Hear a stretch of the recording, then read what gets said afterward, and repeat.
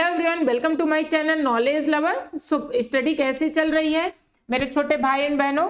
आज यहाँ पर हम आपको कवर करवाएंगे जो भी पोएम के एमपी बोर्ड के शॉर्ट आंसर क्वेश्चन आते हैं 1 मार्क्स के, एक नंबर के, वो आपको कवर हो जाएंगे। काफी इंपॉर्टेंट है, इसे अच्छे से समझ लो, अच्छे से पढ़ लो, जिसे मैं एक लाइन अच्छे से समझाऊंगी, जिससे आप अगर आपसे नहीं भी आता तब भी आने लगेगा।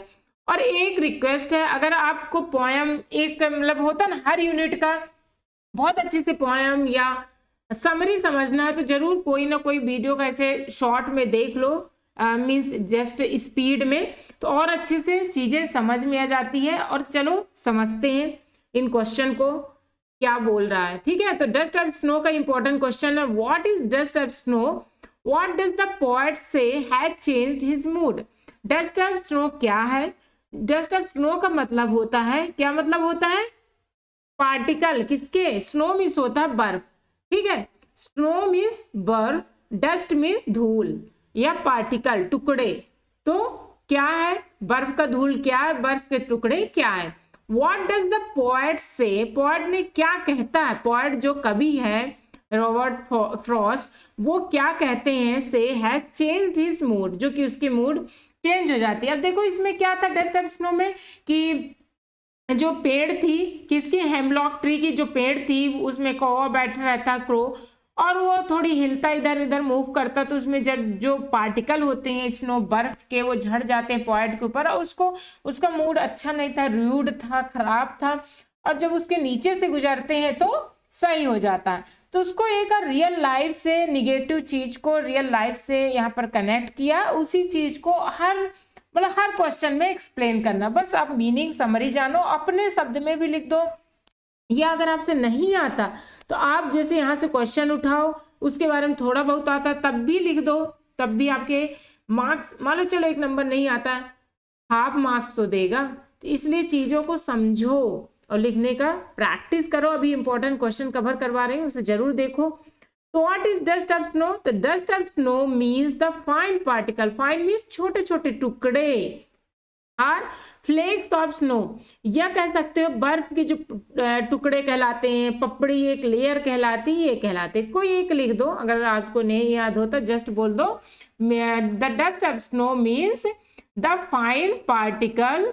ठीक है, इतना भी लिख दो, और flakes of snow.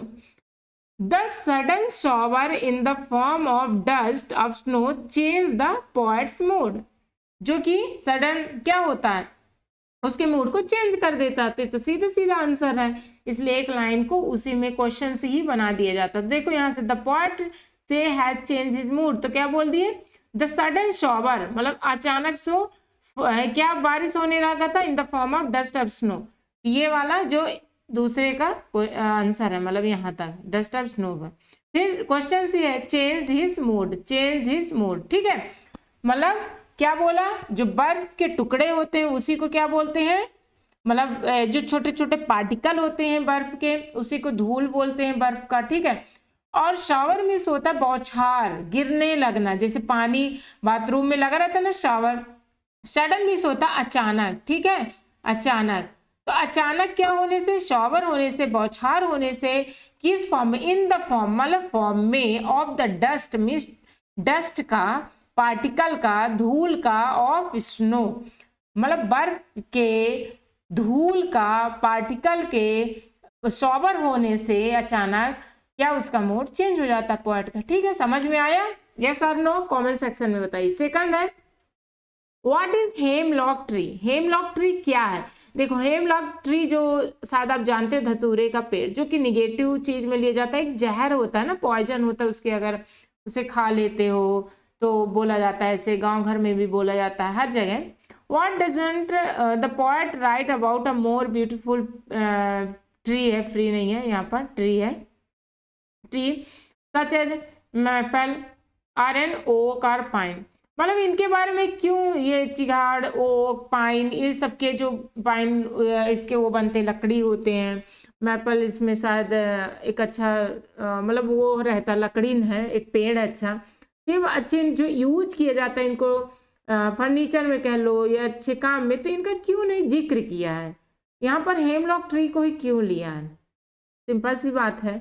Hemlock tree ने उसके मूड चेंज किया था, जब वो नीचे से गुजरा तो शॉवर हुआ, उसके उसके छोटे छोटे फूल भी होते हैं हेमलॉक में, देखे हो ना, तो जो कि उसको मूड चेंज कर जाता है। जरूरी थोड़ी होता है यूज करना, कभी कभी फीलिंग के लिए भी तो होता है, देखने पर अच्छा फील हो इसीलिए। तो अब चलो पढ़ लेते हैं। Hemlock tree is a poisonous tree, लिखा भी है, पॉइजनस में होता है जहरीली पेड़ है, विथ स्मॉल वाइट फ्लावर, साथ में क्या होती है, स्मॉल वाइट मीन्स सफेद flower. The poet does not choose, जो पॉइट है वो ब्यूटीफुल ट्री को चूज नहीं करता है, ही चूज द, वो क्या चूज करता है, यहाँ पर ही जो है वो किसको बोला है, हेमलॉक ट्री को बोला, मतलब सॉरी पॉइट को बोलता है। He choose the hemlock tree to present his mood and feeling, क्योंकि वो क्यों चूज करता है हेमलॉक ट्री को, क्योंकि उसके मूड को वो चेंज कर देता है, फीलिंग को चेंज कर देता है। ठीक है, तो ये 1 मार्क्स के क्वेश्चन एक ना एक कोई जरूर आएगा इसमें। अगर और एक चीज और बताती हूँ आपको, अगर मान लो जैसे 2 क्वेश्चन आप पढ़ लिए और तीसरा वाला 1 मार्क्स का आता है, आपसे नहीं आता तो मिलाकर आप लिख देना, इसलिए जो इंपॉर्टेंट क्वेश्चन उसको रट लो, मतलब याद कर लो, समझ लो। मैं पूरा भी आपको स्टेप बाय स्टेप कवर ही करवा रही हूँ, धीरे धीरे, फर्स्ट ऑफ फ्लाइट का और ये पोएट्री का, फुटप्रिंट का भी, ठीक है, जो भी प्रोज है। तो सेकंड है फायर एंड आइस, ठीक है, फायर एंड आइस के चलो देख लेते हैं इंपॉर्टेंट क्वेश्चन। तो पहला है what would happen if the sun got so hot that it burst or grew colder and colder? What would happen, क्या होता है, होगा, if, यदि, sun मतलब सूर्य, got hot मतलब ज्यादा हॉट हो जाएगा, गर्म हो जाएगा, it burst, that it burst मानो कि ये मतलब इतना गर्म हो जाए कि जैसे नहीं फूट जाए, ठीक है, बहुत गर्म हो जाए। और ग्रीव या कोल्डर, और कोल्डर मीन्स और ऐसे हो कि जमता जाए, कहना चाहिए कि जम जाए बिल्कुल, और जमता जाए, तो क्या होगा। देखो यहाँ पर जो कवि होते हैं वो नेचर से भी कनेक्ट करते हैं, और जैसे फायर और आइस में फायर को क्या डिजायर से बताया, आइस को लालच से बताया, ठीक है, कि अगर डिजायर मतलब फायर हो, डिजायर ज्यादा हो तब भी दिक्कत है, और ज्यादा आइस हो जाना भी मतलब ज्यादा लालच हो जाना भी दिक्कत है। चलो देखते हैं। If the sun get so hard that it worse, जो कि फूट जाएगा मतलब बस्ट हो जाएगा, बहुत गर्माहट हो जाएगी। There will be fire everywhere, जहाँ की हर तरफ गर्म ही गर्म रहेगा, मतलब आग ही आग रहेगा। And it would lead to distraction of earth, क्या लीड करेगा, अर्थ का डिस्ट्रैक्शन, मतलब कि उसको नष्ट कर देगा, विनाश कर देगा, डिस्ट्रैक्ट कर देगा, ठीक है। एंड इफ इट ग्रो, यदि यह ग्रो मीन्स बढ़ता है, कोल्डर, यदि ये बढ़ता है, if it grow colder and colder, ठंडा और बढ़ता जाता है, तो क्या होगा, there will be ice everywhere on earth, हर जगह आइस हो जाएगी। और लाइफ कैसे हो जाएगा, life in any form would not be able to sustain, sustain means बचा रहना, तो बचा नहीं रह पाएगा, ठीक है, मतलब हर जगह लाइफ नहीं हो पाएगी। इन सच लो टेम्परेचर, इस प्रकार लो टेम्परेचर में, कम टेम्परेचर में। समझ में आया, ठीक है।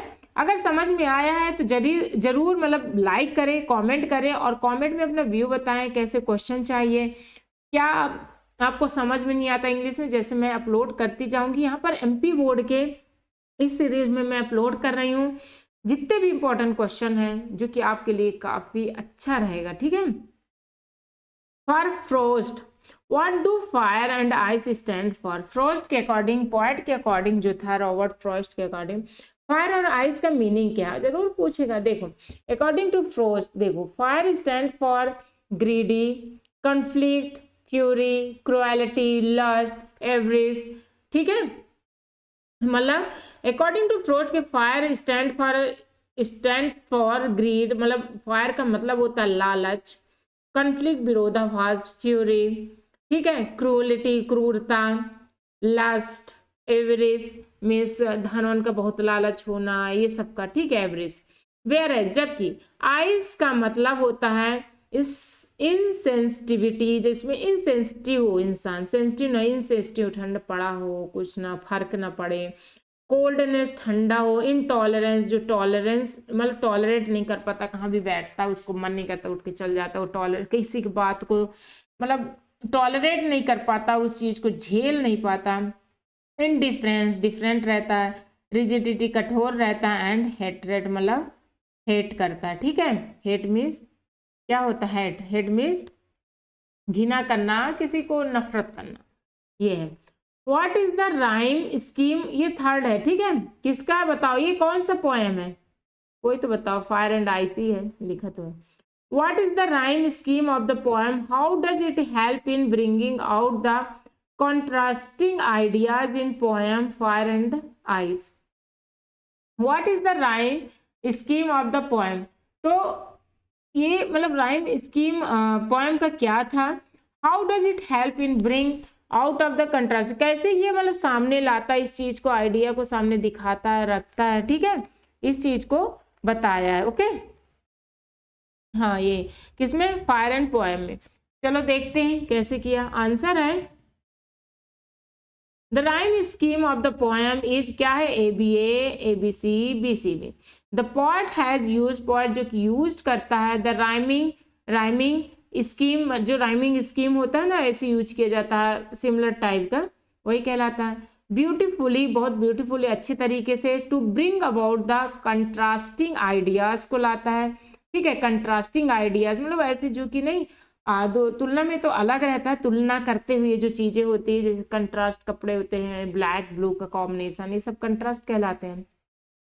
तो कैसे लाती है, अबाउट द बारे में, contrasting ideas of the fire and ice in the poem में, जो कि मतलब एक अलग तुलना करता है इस चीज को, इस आइडिया को लाता है, दिखाता है। द पोएट फीचर्स, पोएट वर्णन करता है द डिस्ट्रैक्टिव ह्यूमन, बिना मतलब डिस्ट्रैक्ट मतलब विनाशी जो ह्यूमन होते हैं, इमोशंस जो ह्यूमन के विचार होते हैं उसके बारे में बताया, उनकी इच्छा बारे में बताया, desire and hatred in the poem, और नफरत के बारे में बताया जो कि पोएम में है। ठीक है, जस्ट लाइक फायरी डिजायर मतलब आग वाली डिजायर, आइसी हेट्रेड मतलब आइसी यानी बर्फ जैसे नफरत, कैन कॉज जिसके वजह से, कॉज में इस कारण, डैमेज कर सकता है, विनाश कर सकता है, टू एन इंडिविजुअल मीन्स एक एक को, इन एन क्या है, इररिपेरेबल मैनर से, इररिपेरेबल मैनर से मतलब रिपेयरेबल मतलब वो चीजों को बना के,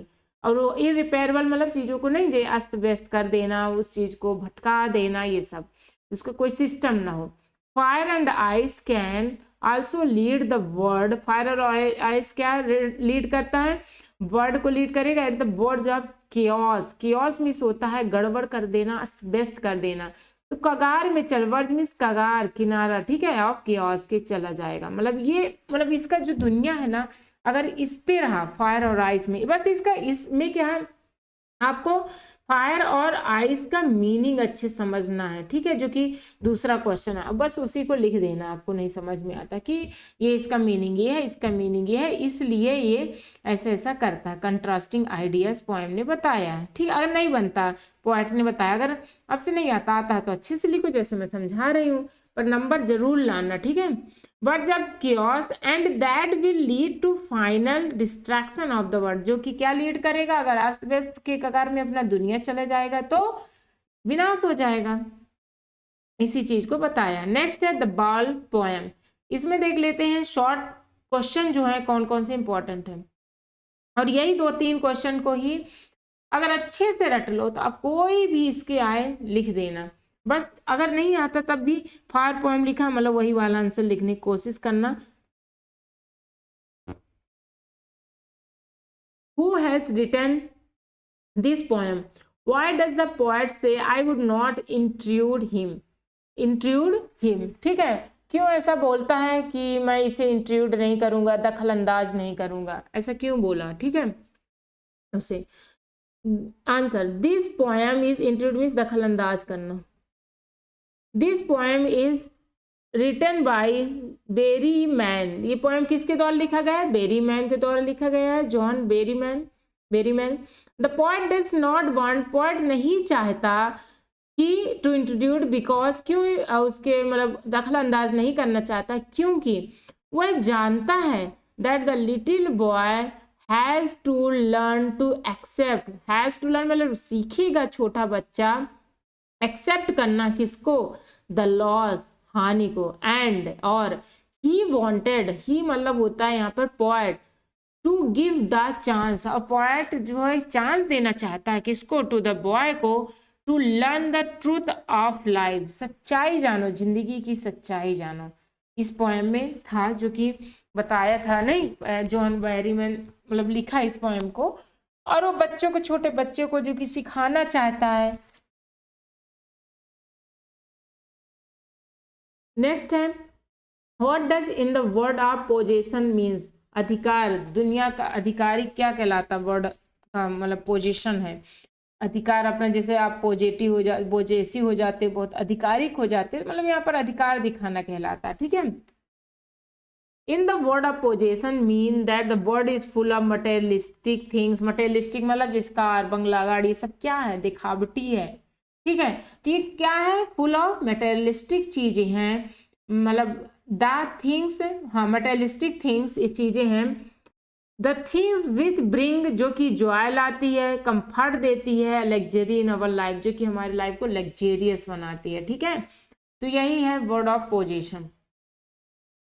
तो द बॉल ऑफ पोएम की इंपॉर्टेंट क्वेश्चन है, तो मैं यहाँ पर सभी इंपॉर्टेंट क्वेश्चन आपको जल्दी जल्दी कवर करवा रही हूँ, जल्दी से आप लाइक करें, सब्सक्राइब करें, जो कि मैं और भी जल्दी जल्दी मतलब जितने भी इंपॉर्टेंट हैं, चाहे वो प्रोज हो, फर्स्ट फ्लाइट का हो, फुटप्रिंट का हो, पोएट्री का हो, सभी अपलोड कर दूंगी। और इसके थ्रू अगर आप इतने क्वेश्चन अगर आप रट लेते हो, याद कर लेते हो, समझ लेते हो, मीनिंग में तो समझा ही रही, तो आप जो भी क्वेश्चन आएंगे आप इजिली लिख दोगे। अगर इनको नहीं रटोगे, याद नहीं करोगे इंपॉर्टेंट, तो उनको भी छोड़ दोगे। अगर आता देखते इसी मीनिंग का आप लिख के आओ, थोड़ी मीनिंग समझो, लिख के आओ, इसलिए मैं यहाँ पर एक एक मीनिंग समझाती हूँ। तो थैंक यू फॉर वॉचिंग, जल्दी से सब्सक्राइब कर लो चैनल ताकि दूसरा नोटिफिकेशन आपके पास पहुंचे। क्लास 10th एमपी बोर्ड आपके लिए मैं सीरीज अपलोड कर रही हूँ, पूरा इंपॉर्टेंट क्वेश्चन 10th और 12th का जल्दी जल्दी, फिर 9th है, 9th और 10th का अपलोड कर दूंगी, जिससे आपको सहूलियत होगा समझने में, ग्रामर हो या जितने भी ग्रामर है ये सब चीज को भी अच्छे से देख लें।